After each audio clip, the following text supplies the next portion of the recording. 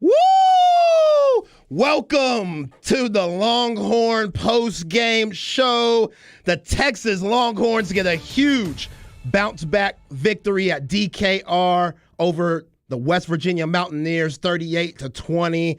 I am Isiah Collier, and this is the Horn 104.9, 101.9, AM 1260. We're also on Coke FM 99.3, 98.5. We're on YouTube, Twitch, Facebook, so you shouldn't have a hard time reaching us at all. So, yeah, let's get to it. I am joined by my guy, does a little bit of everything around here at the Horn. He's big time, and I know he's hype about the win today. You can find him on Twitter at Cameron D. Parker. Cameron Parker's in the building. What's good, man? What's up, Zay? Corey, how you guys doing, man? Yeah, that's right. What up, Corey? We got Corey Guidry in the building. He's answering phones. You can find him on Twitter at Corey Guidry _. But big time win today. You know, I was a little nervous going into this whole week, Cam. I'm not going to lie. You knew that just from what we saw at Texas Tech. We heard about the player meeting. We heard about Bijan Robinson going program and taking the rock around campus and having people handing out his hands. And were those going to be distractions? But this team with Hudson Card running the show, 28 points in the first half. You know, we'll get to the second half in a bit, but it's how they looked. Everything was flowing. The offense, the defense, guys were flying around. Hats were getting on the ball. Multiple hats, hard hitting. We hope that Donaldson's okay. That was brutal, but that was the wood that the Horns were laying today. And then we saw just Steve Sarkisian at his best in the first half. It was an excellent game all around. Yeah, I think first thing we want to just put our thoughts and prayers to C.J. Johnson, the West Virginia running back. He has been medically cleared. He will leave the hospital tonight and return with the West Virginia team on its charter. Head coach Neil Brown said he's alert, stable in his movement, and he has movement in extremities, just awaiting further testing. So, yeah, that was a really scary moment, Say. Glad he's okay, and glad it could have been really, really bad, and good to know that he's able to travel back with the team. Yeah, absolutely. And that's one of those things about this game. It's a dangerous game at the end of the day. It's a kid's game, but it's a dangerous game, and you hate for those things to happen. But on the bright side, the Texas Longhorns, we knew what's ahead. We know what's ahead next week. We know that type of game and what's at stake.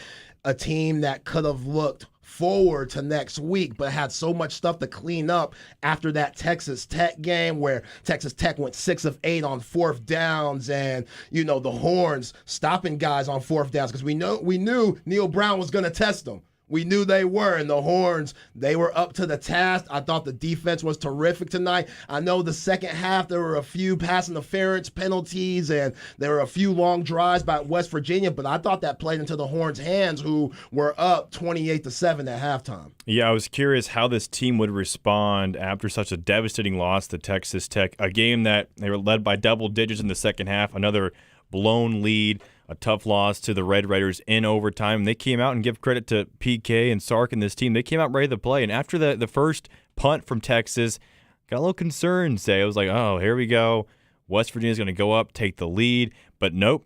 PK and this Texas defense, they came out to play after last week. You mentioned OU next week. There's a lot going on with this program, right? You got Oklahoma next week. You just came off a bad loss to Texas Tech. You're being asked questions about the culture and how the locker room and all that stuff. And Texas defense, the first 5 drives for West Virginia, punt, turnover on downs, punt, and punt. That's how you respond for Pete Kwiatkowski and his Texas defense. Absolutely, and we knew that offensively they were going to have to do some things differently because it was pretty predictable in Lubbock last week. I didn't see any Rocat tonight, not once. Did you see it? Nope. That's a good sign. We're learning. Sark understood that, hey, this Rocat thing ain't working. Let's take that away. We can mix it up. Let's utilize everybody. I thought everybody got a piece tonight, from Xavier Worthy, who was clearly player of the game with a passing touchdown. I haven't seen that from Sark either. You would think that would be Roschon Johnson throwing the pass with his history, but the fact that Xavier Worthy put that ball right on the money to JT Sanders, that was absolutely beautiful. We got Corey Guidry in the building. Corey, what's happening? What'd you like tonight of that Texas big win? Yeah, how we doing? I just think you guys, I echo what you guys said. It was a bounce back after a tough Big 12 loss. And when you kind of look up and you see the way the Big 12 is right now, you got Kansas at number 1 in the conference. You kind of like where you're sitting here if you can just kind of string together a couple of good weeks, especially against Oklahoma next week. Yo, if you would have told me that Kansas would be on top of the Big 12 and Oklahoma would be on the bottom, I would have slapped the crap out you. Honestly, I think I talked to you early in the week. I was like, man, get ready to play Marvin's Room. Everyone, what's that REM song? Everybody. That LBJ's dad had playing. No. Everybody hurts. Yeah. Corey, you got to queue up. Today was a good day because not only did Texas win, OU got boat raced. A&M got boat raced. It's a good day to be a Longhorn, Shout baby. out to Ice Cube, man. That's what he was talking about when he said that today is a good day. This is exactly what he's talking about. Horns win, A&M loses, Oklahoma loses. That's what I'm talking about. So let's go to the Vaqueros Cafe and Cantina hotline. We got Ryan on the phone. Ryan, what's happening, man? How you guys doing tonight? We're doing good, What's up, man. Brian? Appreciate it. Hey, good feeling tonight. Very few negatives. Career day, Hudson Card. Good to see Worthy break out. I think Sark kind of backdoored into the 20-plus touches for Bijan, but that's okay. It looked good when they did it. But let's be honest. Texas does great at home against mediocre to bad opponents, and West Virginia is probably going to be a bottom 2 team in this conference when it's all said and done. But they showed a lot of toughness and physical play. But that was a very good win. But listen, we all know this. You got to get out of DKR and show us something. That's what this team has to do. And, OU obviously is away from home. I don't know who the home and away team. It doesn't matter. It's away from home. And then a couple of weeks later, you got back-to-backs. That's where this team is really going to turn a corner in the tide. They did what they had to do, and they looked really great doing it. And but let's be careful with the word back piece. Let's go on the road and let's play a tough team and let's pull one out and not one out. And I think that's the thing we got to do next. But anyway, all in all, great day. Kudos to Card. Huge day by that dude. But great win. Can't nitpick on it much on this game at all. I'll hang up and listen. Thanks, Ryan. We appreciate you, man. To what he said, I think West Virginia, if you're a bottom team in the Big 12, you're still a pretty good damn team. I think we're kind of realizing how good the Big 12 is this year. I just mentioned Oklahoma being at the bottom of the Big 12 and Kansas being at the top. I just shows the level of everybody. You can't take any week easy. Like TCU, the way they put it on OU today, the way that Max Dugan, who's been there for 15 years in Fort Worth, the way they put it on today, I didn't think Sonny Dykes and them guys would be a factor, but here they are. Now here's Kansas. Kansas State got another big win today against Tech. We just lost to Tech. So what does that say about us? So, I think this was a huge win. You saw a lot of positives tonight, just with how open the playbook was. So many guys in motion. Jatavion Sanders, he really got going today. Hudson Card looked about as good as we've seen Hudson Card in the burnt orange uniform. 21 for 27, a 300-yard game, his first 300-yard game on the 40 acres. And yes, I do agree with Ryan. They are better at home than they are on the road, which most teams are. Next week, they are the away team, but at the Cotton Bowl, it's neutral at the end of the day, half and half, orange, and then that whatever damn red Oklahoma wears. So with Oklahoma and where they're at, you got to be excited about where the Horns are at and what you saw tonight going into next week, Cam. Yeah, and real quick to answer Ryan's question. So Texas will be the away team for this upcoming Cotton Bowl, but what's going on with Dylan Gabriel? Nasty hit he took, an actual targeting. We don't see a lot of real targetings, I think, in college football anymore, but that was one for sure. So who knows his status going into next week's game. And Quinn Ewers, who, according to Sark, said that he was available to play, but it was going to be Hudson Card to start, and he said Hudson started the day because, Hudson was the most healthy quarterback, even though neither quarterbacks have been really healthy. Out of that quarterback room, probably Charles Wright is the only really healthy quarterback. But, do you feel better now about Texas going in the next week, seeing Oklahoma's 0-2 in the Big 12. Crazy. Kansas is 2-0. This is football, not basketball, but do you feel better? Do you feel better about Texas after seeing what happened here tonight and seeing Oklahoma now 0-2 in conference play, or are you still a little concerned?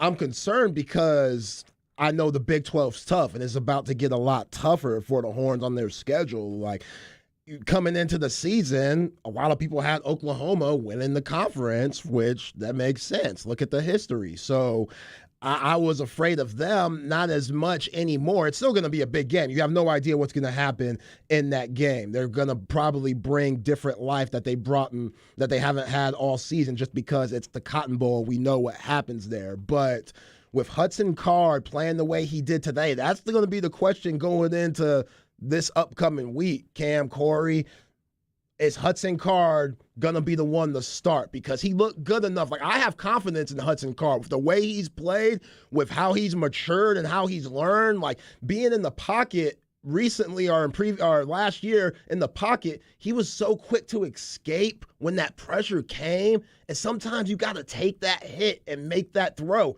And we saw that tonight. We saw that last week a little bit. You know, even though it might not lead Xavier Worthy, he still gets it there. And one of those balls was clearly luck, I understand. But him just having the confidence to throw that ball up there and not bailing out on the play like we've seen in the previous year, it shows Hudson Card has learned, and this offense has really helped them. And kudos to Steve Sarkisian putting them in situations to be successful tonight. I still want to see Hudson Card connect on the shot plays. I know you had the one tipped lucky touchdown pass to Xavier Worthy, but earlier in that first half, he had Worthy wide open middle of the field, and he just could not hit him.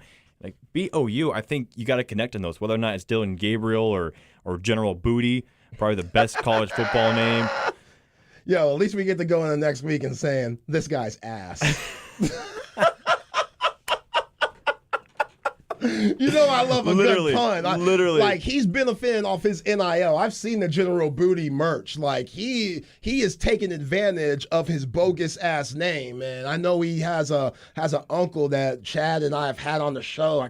His name's not ringing a bell at the time, but those John David Booty? John David Booty, yeah, that's it. Former USC quarterback. Exactly. Those booties, yeah, they can sling it. So, either way, you know, I was very proud of the step up that we saw tonight, because with what we saw at Texas Tech, with what we heard this week about the player meeting, it's never good when you have player meetings. Nothing ever comes good after player meetings. So for what we saw tonight, yes, I know the second half wasn't top tier, but the way they put it on them in the first half, the 28 points to the West Virginia 7, I really thought they took the life out of the Mountaineers early, and that's what you got to do to teams. Yeah, 512-337-3776, or call us here at 512-447-3776. Say, it's been pretty quiet in the phone lines. I'm guessing Texas fans are actually happy with the outcome of tonight's game, because usually we would have about 6 callers deep right now. Yeah, it's late. It's late, but we got people on the Specs text line. Somebody said, while yes, I think the Rocat is not being used as much, if not at all, they didn't have many opportunities to use it tonight. Not that many third and fourth and shorts from what I remember. You know, 5 for 9 on third downs. I think Texas overall did a pretty good job. The fourth down where Texas ended up kicking that field goal late in the fourth quarter, I think that would have been the ideal Wildcat formation, but because Texas was up, it was 35 to 14 at that point. So I think Sark was just kind of like, let's give Bert Auburn some more reps. But I'm glad we didn't see it. I think Sark, I don't know if he learned his lesson, but he got asked so many questions about that 4th and 2 play against Texas Tech. It'd probably be a good idea to take at least a week off from it, right? Yeah, absolutely. I mean, in the second half, when you're up by 21 points, Steve Sarkisian, he could have easily said, you know what, let's start being methodical and let's start giving it to Rojo and Bijan. But instead, he started coming out with those quick screen passes to Zay Worthy and Jordan Whittington and Jatavion Sanders, and just mixing it up like that, like keeping the foot on the gas. And I know they didn't have many opportunities in the second half due to the long drives of West Virginia and, you know, a lot of those mistakes. There are some holding calls, defensive holdings, and some pass interference calls on the secondary that you don't like, that this team's going to have to clean up this week. But overall, West Virginia, they were doing the Horns a favor by still running the ball, being up by that much and taking a lot of time off the clock when really they should have been on their hurry-up-ish. Yeah, going into the game, West Virginia averaged 217 yards per game, nearly 5.3 yards per carry. Tonight, say, only 61 total rushing yards, just 2 yards per rush. A comment on our Twitch stream from ATX John. They look like the same football team from 3 weeks ago, swarming the football. And I agree. 3 sacks tonight. Felt like they lived in the backfield, got great pressure on JT Daniels throughout the entire game. And when you give up only 2 yards per rush against a team that averages over 200 per game, pretty good. Pretty good. And I was a little nervous about that three-headed monster rushing attack that West Virginia has, because we know the wide receivers are good, but they want to run the ball. Neil Brown's team, he wanted to run the ball tonight. We all know what happened to Donaldson, and he wasn't a factor really the time he was in there. And, you know, Mathis and Johnson, they both had touchdowns and stuff, but again, it took them a long time on those drives. And we saw a lot of hats to the ball tonight from that defense. They were swarming, they were hitting hard, they were ferocious, and they got to do that every week. It doesn't matter if you're playing at DKR, doesn't matter if you're playing at the Cotton Bowl, doesn't matter if you're playing at Fort Worth, etc., all the other Big 12 schools. You got to bring it every night, because we saw Oklahoma State. They beat a really good Baylor team today in Waco, which surprised a lot of people. You still got them on the schedule, and you still got that Dave Aranda Baylor team who they're going to, they got their butts on fire now with that loss to Oklahoma State. So it's not going to get easier, but we saw a lot of good things today, and I was proud of the Horns' play overall. And Jalen Ford, again, another impressive performance. 14 tackles tonight, led the team, and mentioned the 3 sacks. Barron Sorrell had a half a sack in that one. DeMarvin Overshown, he had another good game. And Furton Broughton as well, a solid performance too. All around, really, the Texas defensive line, I think, excelled overall. You mentioned the few pass interference calls. I think in the first half, really, I thought Ryan Watts, Deshaun Jamison, Jameer Johnson had some phenomenal plays on the football.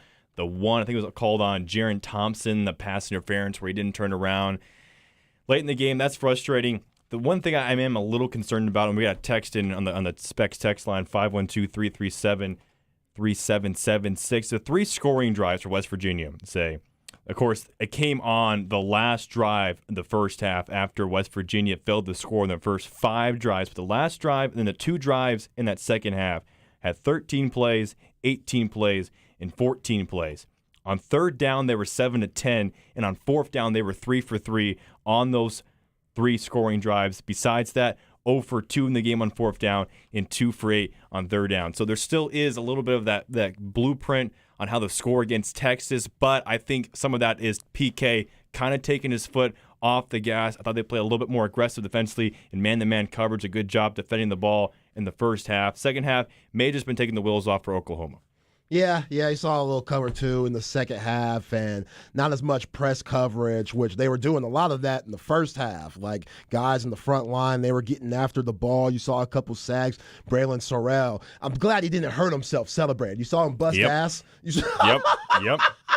We get that in video. That's going to be... Yo, one thing that always scares the hell out of me is guys celebrating and hurting themselves, because I've seen it too many times. From Grammatica, the kicker from the Buccaneers back in the day. You remember him tearing his ACL and stuff like that. Like, it could happen quick. Don't stay humble. Stay humble. I appreciate what you did, Braylon Sorrell, tonight, and I appreciate the defense and all, and the enthusiasm. We need that, but slow your roll, Playboy. Slow your roll. Let's go to the Vaqueros Cafe and Cantina hotline. We got Richard on the line. Richard, what's happening, man? Y'all got me? Yes, sir. Hey, you know what? I had something else, but I'm glad you said that last part about being humble and being, hey, man, I coached my son's football game today. He had 2 sacks. He started chirping a little bit. Like, hey, man, shut up. Shut up. Go do it again. Shut up. That's right. Go do it again. No, but what I got to say, man, basically, man, a win is a win is a win. Yes, there's things we need to clean up. We need to clean up the penalties. We need to clean up. Hey, you know what? I'm going to be honest. I didn't watch maybe 4 or 5 snaps, but Craig Way, hey, I love Craig Way. He's able to put me in there to get in the game. So for what I can hear and everything, it seems like everything seems all right. It's just that for some reason that I didn't look at it. I got to see y'all. You just said this a moment ago. We got probably just went to cover 2 and kind of not show our hand. And I can understand that. That's cool.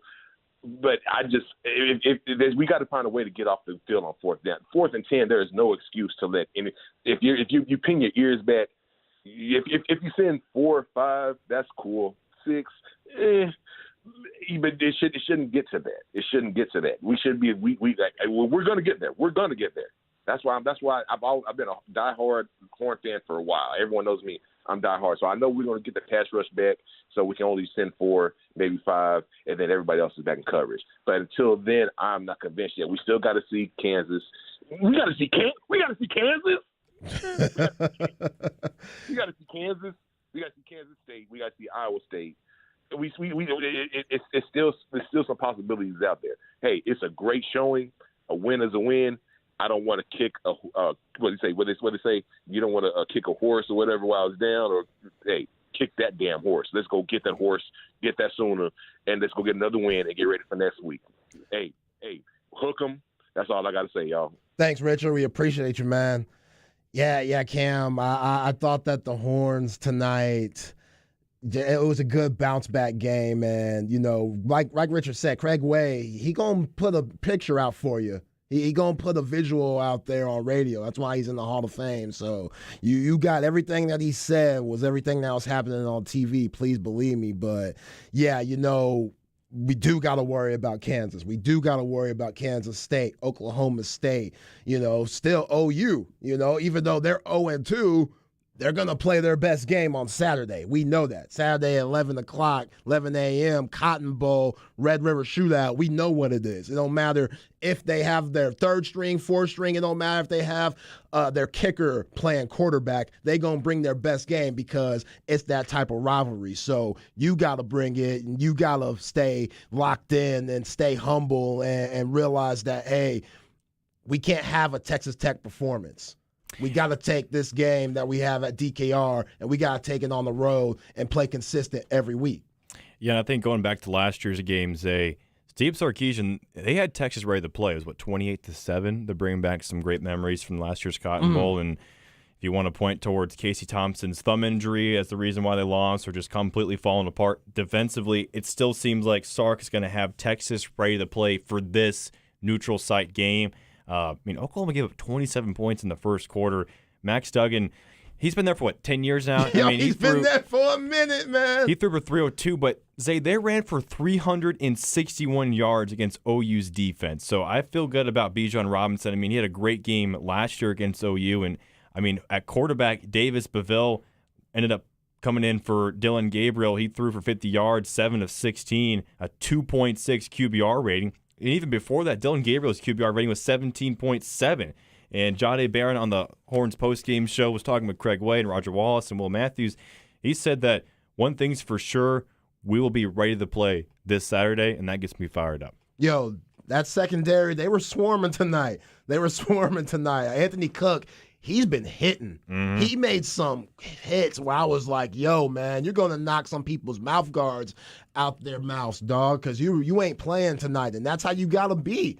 That's how DBU was. That's how Griff was. That's how Mike Huff was, Cedric Griffin. Those guys, man, they were dogs back there. So you got to be that. But we got to take a quick break. Hit us up on the Vaqueros Cafe and Cantina hotline at 512-447-3776. Hit up the Specs text line at 512-337-3776. Cameron Parker, Corey Guidry. This is The Horn, 104.9, 101.9, AM 1260, Coke FM 99.3, 98.5. I'm Zay Collier, The Horns. Get the dub, 38-20. We'll be back.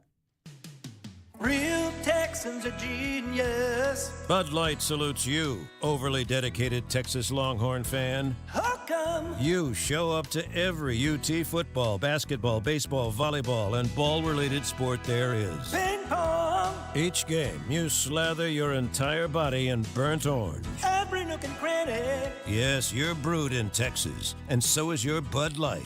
Enjoy responsibly. Texas Edition Bud Light beer cans. Anheuser-Busch, Houston, Texas. Hi, I'm Josh. I'm Stephanie. And I'm Greg. We're the same Austin family that started A-Plus Air Conditioning and Home Solutions over 45 years ago. When you call A-Plus for a new system, you get my dad, Greg, or my brother, Josh. Dad helped start the Austin Energy programs, and Josh has been by his side since he was 16. Call A-Plus Air Conditioning at 512-450-1980 for fast service, seasonal checkups, and affordable prices on new Lennox systems. You can't do better than A-Plus. License B5235C.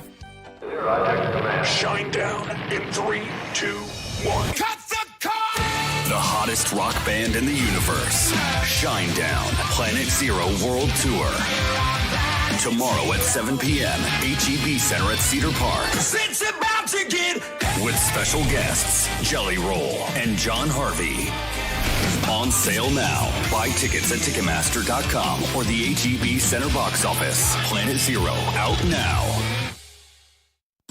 I'm Dr. Len Shapiro, Chief Health Correspondent and Medical Affairs Officer for Altamed. COVID-19 vaccines are very effective at preventing the virus, but protection can wane over time. Booster shots increase the level of immune response against the virus. The CDC recommends that everyone aged 12 and up get a booster dose. The best protection against COVID-19 is for everyone to be fully up to date on COVID-19 vaccinations, including booster shots. For more information, visit covidvaccineproject.org. Every 3 minutes, a baby is born with a cleft, making it difficult to talk, hear, eat, and even breathe. Many won't receive the treatment they need to thrive. Through training and financial support, Smile Train gives the power of healing back to local communities so they can provide life-changing surgeries and other services at no cost to families. Help us change the world one smile at a time. To learn more, visit smiletrain.org/learn.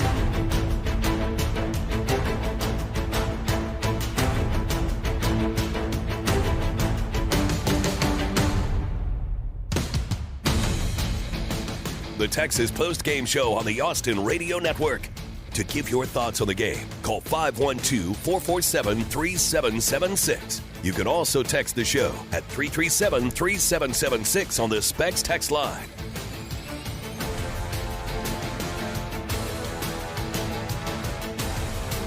The Texas Longhorns get a huge needed win, 38-20 against West Virginia.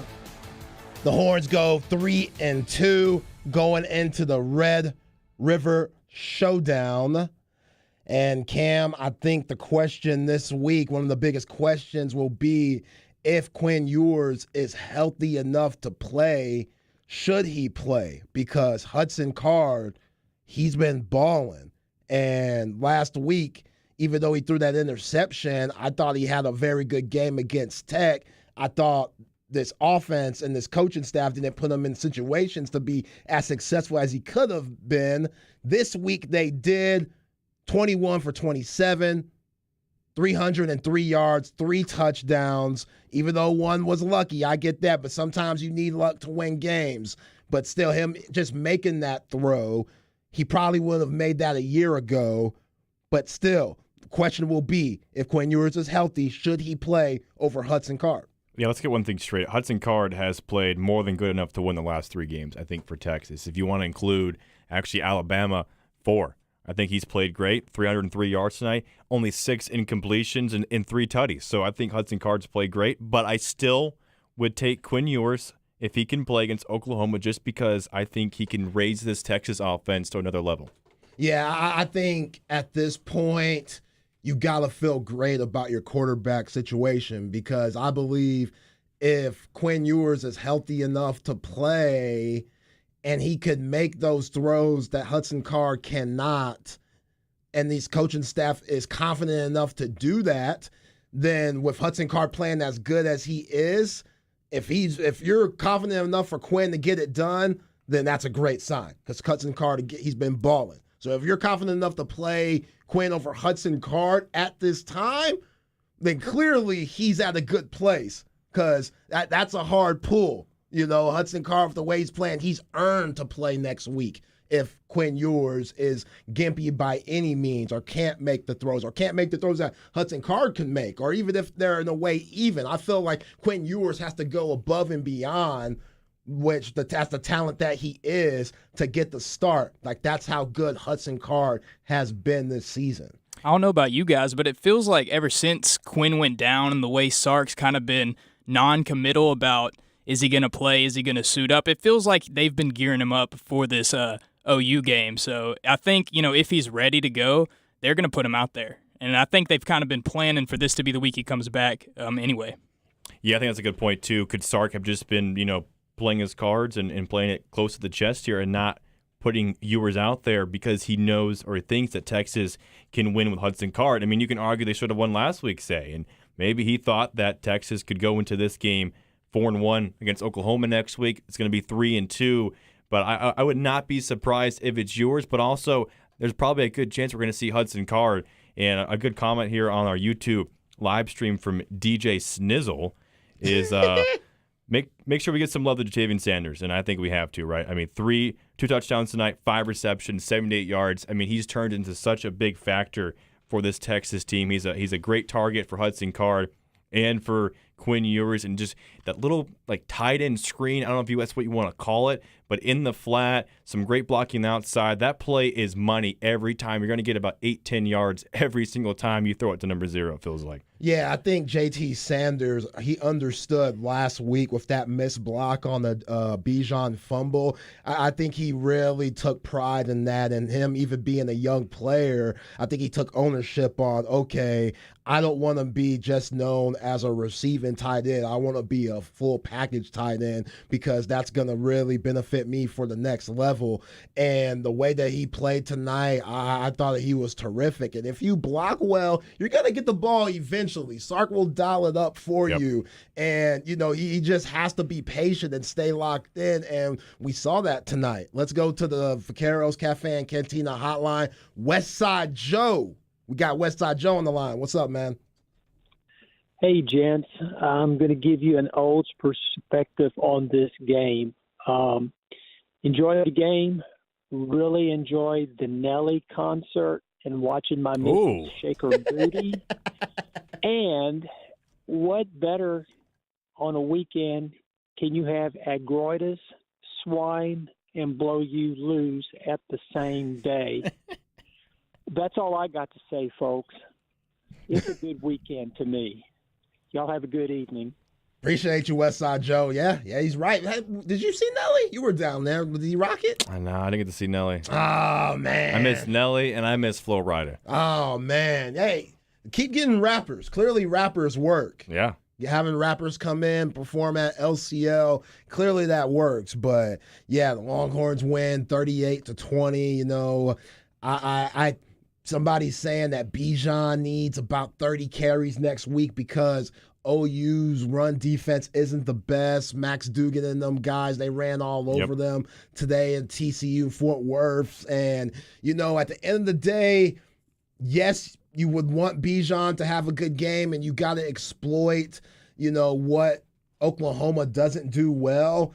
But still, you got to have just a feel of the game. I think that's something that Steve Sarkisian has struggled with during his tenure here at Texas, is having a great script in the first half, and then once that second half came and the adjustments start coming in, struggling with that and being, having just a bad feel for the game. That's why, you talk about we didn't see any Rocat tonight, which was absolutely lovely. And maybe we could bring that back, but it's all about timing, Cam. It's all about, the right situation. And I haven't seen the Steve Sarkisian era here, the wide receiver pass, Xavier Worthy to JT Sanders. That was absolutely beautiful. The perfect time to call that. But things like that was the right time to call that play, and that was a good feel for the game for Steve Sarkisian and his coaching staff. Yeah, he saw UTSA pull it off a few weeks ago. I was like, I need to add that to my playbook. But one thing, TCU averaged 8.8 yards per carry against Oklahoma tonight. Oh boy. That's pretty damn ridiculous. So you got to expect Texas to get the ball to Bijan. I mean, honestly, if Bijan doesn't get the 30 touches, I think that's going to be disappointing, considering how bad and banged up this Oklahoma defense now is under Brent Venables. Yeah, and it doesn't even have to be just running the ball. Like, we saw Keelan Robinson. He got a lot of action tonight, where he went out of bounds and had that a penalty thrown on him because homeboy wanted to knock him out of bounds. But just mixing it up like that, get him in the, involved in the passing game and, just different things. You just got to keep it spicy. You got to keep things you got to keep things fresh. You can't do things that are just easy to read. I felt like Texas Tech last week, they had so many guys in the box because you knew that Roshan or Bijan was getting the ball, and it's unfortunate. And you think about today, which is frustrating because you're like, damn, why didn't we see that in Lubbock? Why didn't we see those guys on defense flying around to the ball like DeMarvion Overshone? That hit that he made, Anthony Cook was lighting people up. Baron Sorrell, which, thank you, Craig. I botched the name, or Craig Way texted us, the great Craig Way, Hall of Famer. I botched the name earlier. I knew a homie named Braylon Sorrell, so I get them mixed up, so that's on me. But Baron Sorrell, he was terrific tonight. He just might have to settle down with the celebrations and whatnot. But I'm very excited, optimistic going into next week. But again, Cam, Corey, the Big 12 ain't no joke. We saw what Kansas did today. Iowa State, Matt Campbell, they're still a threat. Kansas State, they whooped up on the team that you just lost to. So it's still real. The schedule's still difficult. And, the Horns, they got to stay buttoned up. Yeah, finally Texas Tech came on the earth, which is what I think everyone expected after Donovan Smith played a near perfect game. I tuned in for a few drives today during our Bevo Boulevard pregame show, and here's what I noticed.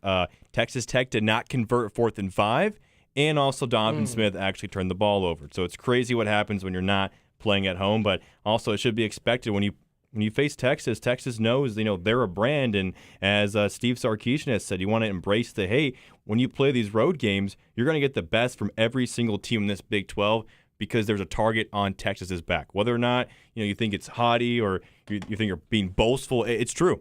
Everyone wants to beat Texas, and Texas Tech played a perfect game last week nearly. Donovan Smith, 0 turnovers. Again, Texas, no forced turnovers tonight. I think a little scary. I think going in, my thoughts was third downs and turnovers would be the biggest part of this game, and actually ended up being untrue considering West Virginia was 50% on third downs. But also, real quick, Xavier Worthy, I think he played a gutsy performance tonight. Still banged up from his leg injury. He was hobbling. You saw him hobbling the first drive, ends up with 119 yards, 7 reception, and 2 touchdowns. Yeah, that is a pretty gutty performance, man. Xavier Worthy, he had some snags tonight, and that's what you got to see. I know everybody was a little worrisome about his start this year, and again, I wasn't. I thought he spoiled us last year at his freshman season. I thought he was so good that coming into this year, especially with Isaiah Nayor being hurt, a lot of teams were going to key in on him. And also this coaching staff in that playbook, it was just kind of Zay Worthy, go long, and let's see if Hudson Card could throw it. And yeah, maybe that's cool with Quinn Ewers, but Hudson Card's a different type of quarterback. Y'all got to make it work with the both of them, and we saw that tonight, and that's very promising. So let's go to the Vaqueros Cafe at Cantina hotline. We got K. Witt on the line. K. Witt, what's happening? What's up? What up? Great game tonight. I think they started out pretty good. I think he opened up the playbook a little bit. So I think that's what we got, the outcome we got tonight. Yeah, absolutely. I mean, you're gonna have to open up that playbook because there's just too much talent on this team not to. JT Sanders, the Horns haven't had a tight end that could mix it up like him in a very long time, and you got to utilize him. The fact that he had 2 touchdowns tonight, I think that's big, and I mentioned his blocking earlier and that botched block that he missed last week on the Bijan Robinson fumble, and I'm not blaming him for Bijan Robinson fumbling. He's definitely going to have to, hold on to that rock, and he was definitely holding it tight tonight. You could tell they were trying to rip it out of his hands a couple times because they probably saw last week him fumbling. But I thought, yes, Steve Sarkisian, him opening up the playbook, and then in the second half, even though Cam, they didn't get as many opportunities due to those long methodical drives that West Virginia was putting on due to a few penalties for the Longhorns. I thought that Stark was still mixing it up and throwing the ball on first downs, and that's something that we didn't see against Lubbock. Yeah, more trust in Hudson Card and more trust in this offense. Ja'Tavion Sanders is the first Texas tight end with 2 touchdowns in a game since 2011. 11 years ago, Zay. Oh, that's a damn shame. But yeah, Texas only punted twice. So if you want to complain about the offense, 2 punts. Just 2 punts the entire game. And I think the biggest drive of the entire game was the second half coming out after halftime, after West Virginia made it a 28-7 game. You come down, you score in, 5 plays, put your foot right back on West Virginia's throat and kind of say, hey, we're not going to settle down like we've seen the second half before with Sark and Texas kind of blowing some double-digit second-half leads, especially last week against Texas Tech. And I think it's a big confidence boost for not just Steve Sarkisian and the offense, but the entire locker room that Texas was able to come out after halftime and score that touchdown. And pretty much the game was, not in doubt after that. Yeah, absolutely. And at the end of the day, we're all human. I thought when C.J. Donaldson went down, I thought that sucked the life out of everybody, not just West Virginia, but I thought it sucked the life out of Texas defense a little bit too, to where, okay, that happened. It kind of took us out of our momentum. It took a long time for him to be stretched off. And then just thinking about that situation, I know every player thinks, oh, that could be me. If you don't have that feeling, then, something's wrong. So we saw what happened with Tua against Miami. We saw today what happened with Dylan Gabriel in Oklahoma. And today, tonight we saw what happened with C.J. Donaldson. Again, we hope that everybody's all right, but that's the game. And, just sometimes I think that could affect a team. And I think that kind of affected the Horns defense where they weren't as aggressive after that happened, which, the game was at hand, but still you have to consider that also. And you bring up the Tua thing. That's kind of ties into Gabriel, right? With him going out the concussion, with all the backlash that Miami's kind of received. Do you think there's any chance, if he has any concussion symptoms? I'd be shocked if he plays as well. Especially with everything going on with Tua right now. The NFL just had the neurologist fired. Yeah.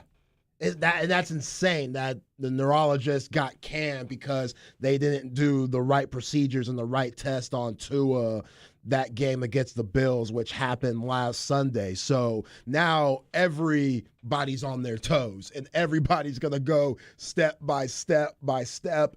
Backtrack. Let's do it over again. Make sure we didn't miss nothing because we can't afford to happen what happened in Miami to one of our players. So I'd be very surprised if Dylan Gabriel was taking snaps at 11 a.m. this next Saturday. Yeah, and considering where Texas is at, I wonder if this is going to affect Sarkisian's decision at all. Will you, if you know for sure Dylan Gabriel's not going to go, do you go with Hudson Card if Quinn Ewers isn't at 100%? And a good comment on our Facebook Live page from Jason Hughes. OU team we saw today won't be the same team on Saturday. I think that's for sure because OU, no matter what's going on and who's injured, Brent Venables, he's been a part of this rivalry before. He's going to have OU fired up, and I think Sarkisian and this team's going to be fired up as well. So it's going to be a really fun game. I'm curious what the line's going to be. I'm going to guess maybe Texas by 2.5, but we'll see.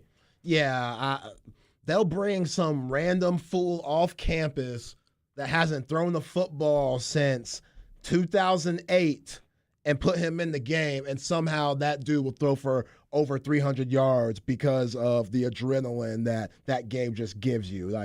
Oklahoma is going to give you their best shot. We will not. I agree with that dude and you. They will not see that 0-2 team that's lost the last 2 games by big amounts too. It ain't like they're losing, by barely any. They got drove by Kansas State. Adrian Martinez and Deuce Vaughn ran all over them. Fast forward to this, and that was at home. Fast forward to this week, got drove in Fort Worth, and now they're without their quarterback. So, the Horns, we should be real confident coming in this week. Again, you can't take anything for granted, but still, the Horns, the line might be big, and it should be big. The Horns should be able to take care of business if you do what you did tonight, and that's put the foot on their necks, even in the second half. Keep it aggressive, keep things spicy, and sky's the limit. Sky's the limit, Cam. ESPN's FPI right now has Texas with a 55% chance of beating Oklahoma. Yeah, that ain't that good. And, of course, no line out yet. The spread consensus pick is OU minus 3.5. Give me that all day. All day. Interesting. Now, one thing after the night's victory, the line was 7 when kickoff happened. Texas is now, I believe, 4-1 against the spread, with the only loss coming last week against Texas Tech. So the line is really Oklahoma minus 3.5 per ESPN. Then, yeah, I think I'm with Corey. I think I would jump on that too. I got to think it's going to move towards Texas if it really opens at that number. For sure. Especially with them being out QB1. I mean, I really think Sark is going to bring it down to the wire before he announces which quarterback's going to start. He ain't going to tell nobody. Yeah. Bring it down to the wire. No, he won't say anything. We will see Saturday. I like that, though. I think that's smart at the end of the day. I think it's cool, too. You don't need to show nobody. You don't need to show nobody anything. Keep them guessing. All they got is film on Hudson Card, really, and a little bit of film on Quinn Ewers. In that first game, you ain't see nothing. And then in that first quarter, you saw a little bit of something against Alabama, but you ain't see enough. So, yeah, I'm good with that. Again, you can't – I don't care if Oklahoma's 0-2. I could care less. Let's blast these fools by 40. I can't stand them. With what happened last year and how they came back, hell no. We want Venables to have one of the worst experiences ever in his first trip to the Cotton Bowl as a head coach because he ain't got Stoops to back him up like the old days. These ain't the old days no more. And if you want to start something new, I heard Bijan Robinson on that little, him and Roshan on that little Fox FS1 video, and they were talking about changing the culture. If you want to change the culture, then another huge step starts next week. And this is a must-win game, too. With them 0-2, this is a must-win game going into the Red River Showdown because it doesn't get any easier. All the teams that are on top of the Big 12, all those games are away games. You still got to go to Stillwater. You still got to go to Manhattan for Kansas State. You still got to go to dadgum Lawrence, who's got College Game Day coming this weekend. Mm-hmm.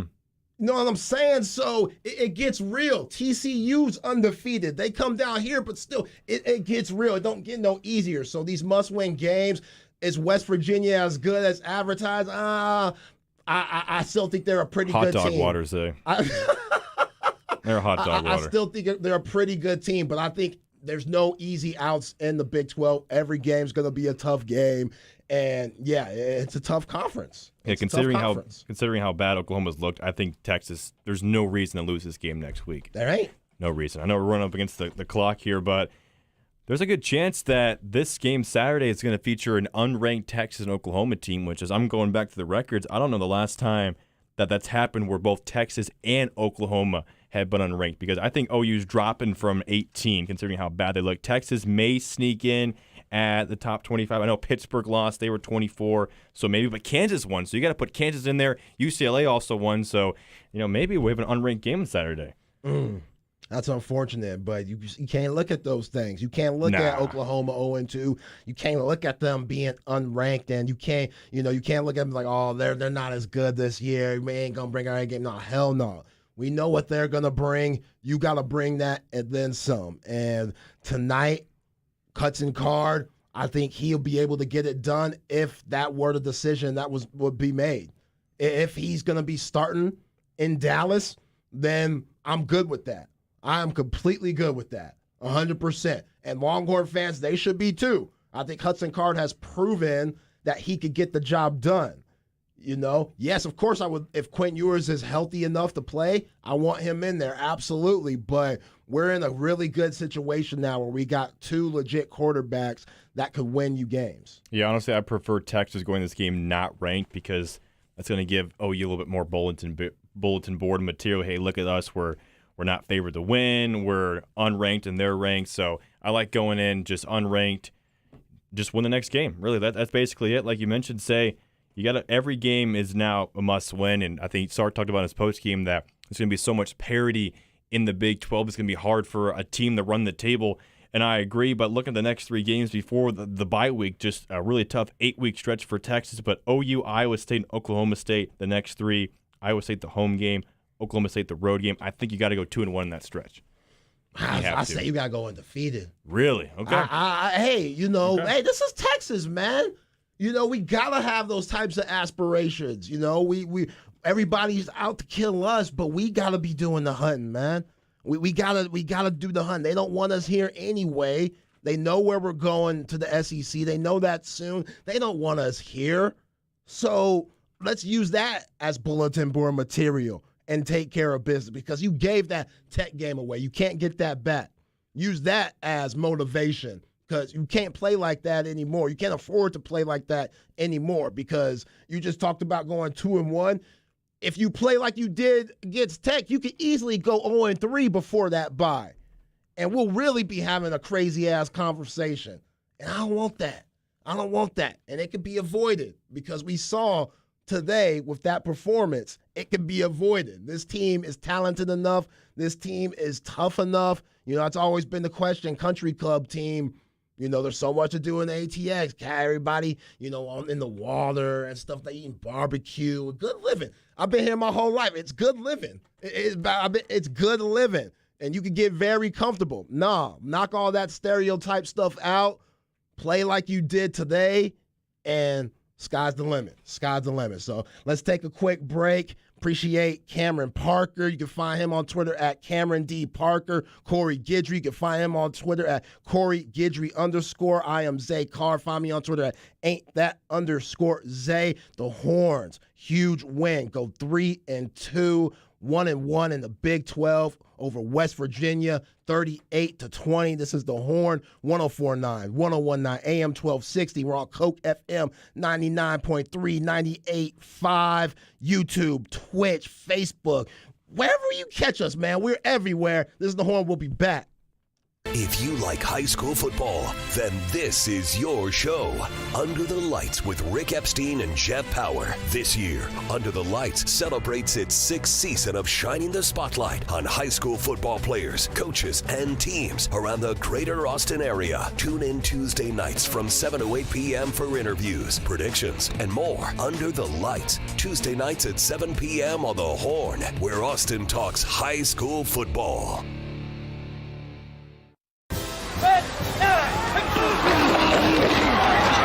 Football is back. Score big right now at Round Rock Honda, Round Rock Toyota, Round Rock Hyundai, and Round Rock Genesis. We have a nice selection of new and used vehicles that will look amazing as you pull into a stadium parking lot. That's Round Rock Auto Group, with great dealerships like Round Rock Genesis, Exit 254, I-35, and RoundRockHyundai.com.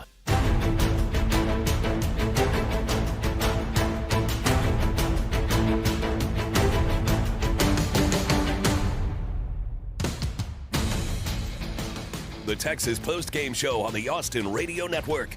To give your thoughts on the game, call 512-447-3776. You can also text the show at 337-3776 on the Specs text line. All right, quick touch and go. Appreciate everybody for listening to us tonight. Appreciate Cameron Parker, Corey Guidry. I am Zay Collier. Full lineup this week, regular scheduled programming. You got Adam Wagner coming on tomorrow night. We got B&E. They got you. Light the Tower. Craig Way, Jeff House, Snoop Daniel. They got you. Chad and I, we got you after that. Then Ball Don't Lie, Patrick Davis, Rod Babers, Mike Harge. Jam-packed week, OU weekend, big-time week. Can't wait. One of my favorite weeks of the year. We'll be in Dallas. Can't wait for that. Taking my lady up there. It's her first time. It's my first time up there. State Fair. Can't wait to eat hot dogs and all types of fried Oreos and junk and stuff that I wish I could eat on a regular basis, but I can't because I'd be on some Aaron McDonald instead of Aaron Donald-ish. So, yeah, but Cam, any last words of you looking forward to this week? And, what's your biggest memory of the Texas OU game? Ooh, biggest memory? Probably Cameron Dicker's field goal to win it. That's the best game I've been to probably my entire life. And one last thought before we say goodnight. It's 11:54, and OU still sucks. And OU still sucks. That's right.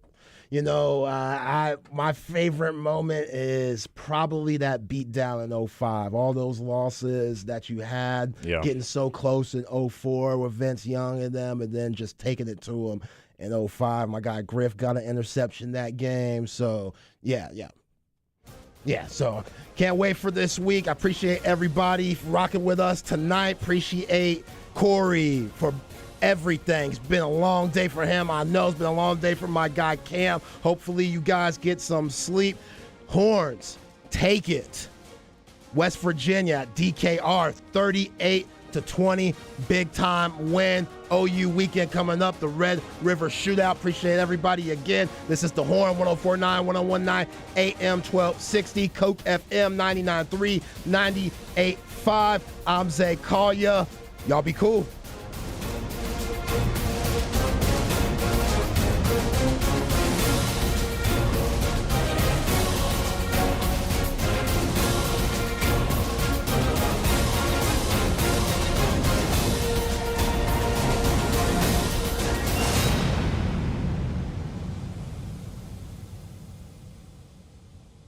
Since 1977, Factory Mattress has been a locally owned family business, giving customers a great night's sleep at an unbeatable price. With decades of experience, a lower price guarantee on all the top brands, including Tempur-Pedic, and the advanced science of our Right Fit technology, Factory Mattress treats Texans right.